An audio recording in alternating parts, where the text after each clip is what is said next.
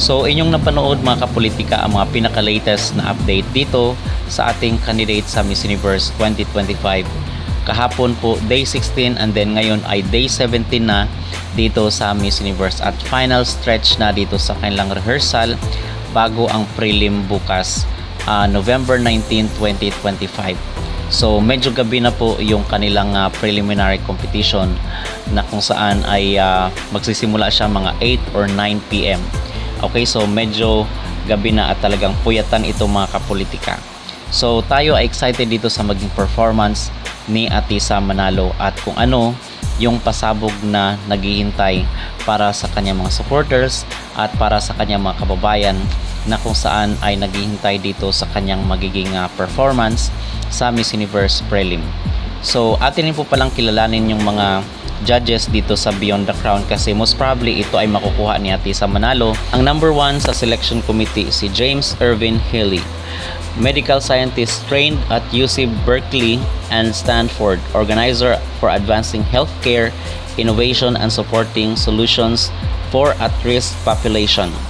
Ito Gonzaga, renowned Filipino designer known for timeless elegance, intricate craftsmanship, and a modern romantic aesthetic.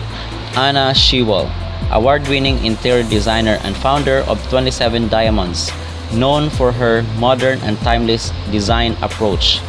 Camille Monasterio, founder of 4 Beauty, Med Spa and Wellness, recognized international leader in regenerative aesthetics and holistic wellness. Yaki Yanai, CEO of Pluri and leading figure in Israel's life sciences sector with extensive experience in biotech leadership, finance, and technology innovation. Marvira Asteri, Peruvian gastronomic entrepreneur and founder of Aromas del Peru and Mayo, recognized for promoting Peruvian cuisine and leading social impact initiative.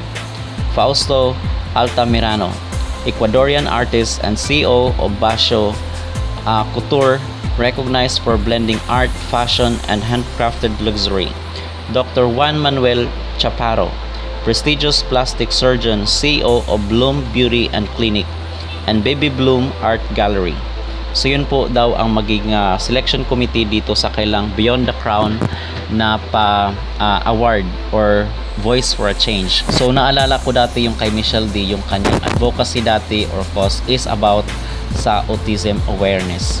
So nakuha ni Michelle D yung award na yun dahil maganda yung kanyang advocacy at yung impact niya kumbaga sa community. Sana makuha ni Atisa yung Voice for a Change na award kasi 50% daw is kukunin dito sa selection committee and then 50% is kukunin daw doon sa vote according doon sa transcript ng Missosology.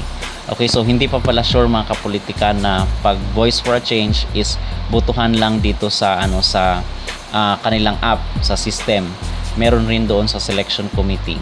So abangan po natin ang mga susunod na kaganapan ni Atisa dahil ngayon ay final day na ng kanilang rehearsal dito sa Miss Universe 2025 bago ang pinakainabangan na preliminary competition.